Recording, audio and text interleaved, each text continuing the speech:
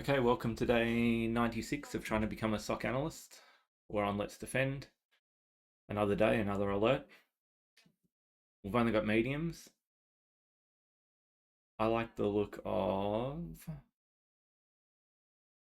maybe phishing. Haven't done phishing for a while. So I think we'll do Proxy Malicious Executable detected. Let's assign that. I feel like phishing's a bit boring, but I'm gonna have to get through it sooner or later. Okay. So we've got SOC121, Proxy Malicious Executable file detected. We have username Susie on Susie host. We have a destination host name, and it's been spawned from this requested URL. I'm not even going to try to pronounce it. It's all pretty, looks like it's pretty random. Netsons.org, and then we've got an exe file. We don't have an MD5, and note the device action was blocked. So let's have a look and see what we can figure out. The fact that it was blocked is a good sign, but what caused the request to this URL, to this endpoint, is probably what we need to investigate. So let's grab the IP for Susie host, and all my windows have gone to sleep. I need to reopen. Okay, in the logs, we'll go to basic. Need to have a quick look at time frame. We're looking at Feb 7, 21. Feb 7, 21. Looks like this is our log. We've got no other entries. So we've got device blocked, and it's just a GET request, and it came from Chrome. So let's pivot to looking at the endpoint. We can do that from here. The fact that it came, what is it, Susie host? The fact that it came from Chrome, it looks like it was probably user initiated. We have no agent data, and the last login's listed as August 2020, so that doesn't help. In fact, that does not help our investigation at all. So not much we can find out from there, but from the logs we do have that the process did come from Chrome. So it's not a PowerShell script, as an example, pulling down, stage 2 of an infection. So that's a good sign. We could go to email security and see if there's anything that maybe Susie clicked a link in an email. No, there's no emails for Susie.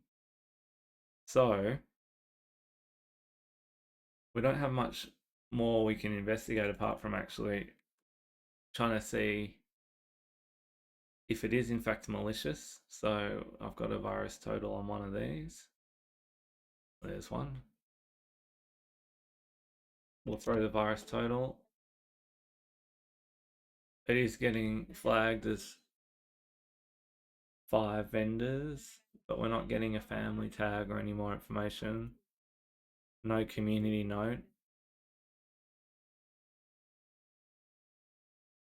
So we know it's malicious, but we're not finding out much more about what it is. We can potentially check the IP too. We'll go to IP abuse, just because it has such an old alert. We're looking for logs or reports in 2021. Was found in there's only one report, and it doesn't fit with our timeline. So IP is not looking too bad.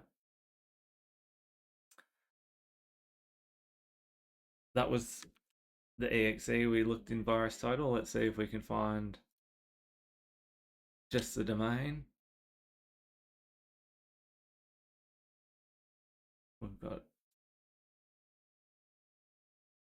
Flagged as hex DGA. It is flagged as malicious, but what we're really wanting is a bit more information about what it is. Okay. So it reaches out. I know it's what it resolves to. Looking at our log.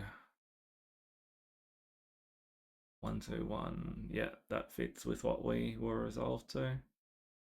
And communicating files. Add a bot.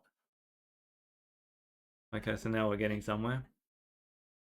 This is not really lining up with our time frame well though, but and community there might be no, there's no reports. We could looking at there's no endpoint data. I think we could run our playbook. Let's fire up the playbook.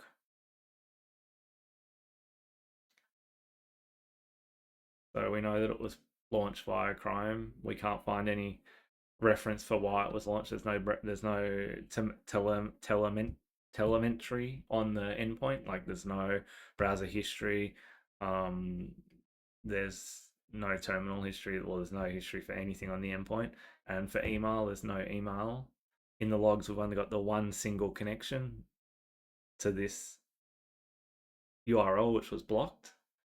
So analyze the URL. We've confirmed with VirusTotal with the domain and also the exe hosted on there that it does look like it is malicious.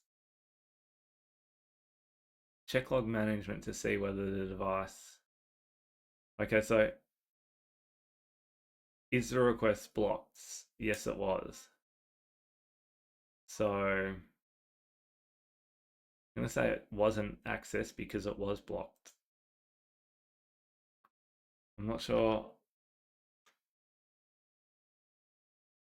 I like the rationale behind that one just because I think we need to figure out why the endpoint was requesting that. Like I said, though, it didn't spawn from a PowerShell script. The process, the parent process, was Chrome, so it was initiated from the browser. So if it was someone just clicking on a malicious link and it was blocked, that's fine. That's the end of their alert. If, however, it was PowerShell that was the parent process, then we'd need to be looking for what's on the endpoint that caused that connection to, although it was blocked, something was, spawning the connection. So that's where my mind's at for that. So we're going to add the IP.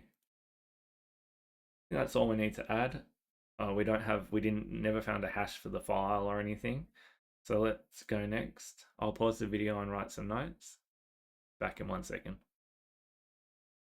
Okay, I've written up some notes. I've mapped it to the MITRE attack techniques. We've got user execution malicious link, ingress tool transfer, and application layer protocol, web protocols. We've got who, user Susie on host Susie host with the internal 172 IP. What, the alert, sorry, but might zoom in, might make it easier.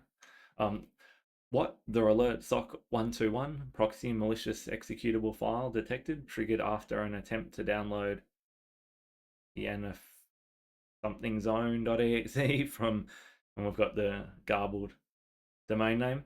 The request originated from chrome.exe launched by Explorer indicating user interaction. The file is identified as a malicious executable. When, we've got the timestamp, the where, host Susie host attempted connection to, got the domain name again with the IP 89.40.172.121. Why, the alert was triggered due to a request for a known malicious executable file. The download attempt was blocked by security controls and no further connections or execution activity were observed. This indicates the threat was prevented before compromise. The activity is classified as a true positive with no further action required. So like we discussed, we're going to assume that the user clicked a malicious link. It was blocked. No other signs of compromise. End of story. So we'll close that. And we'll close our alert. We're going with true positive. And let's see how we went.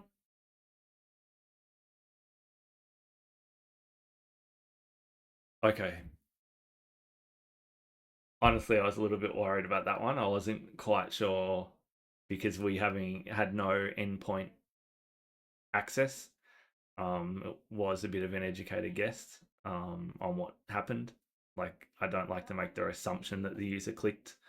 But we did have some information to back up our theory. The fact that the process was spawned via Chrome, and the parent process of Chrome was Explorer, gave us fairly good confidence that the user launched Chrome and accessed the link. So that rules out, staging via PowerShell or something malicious like that.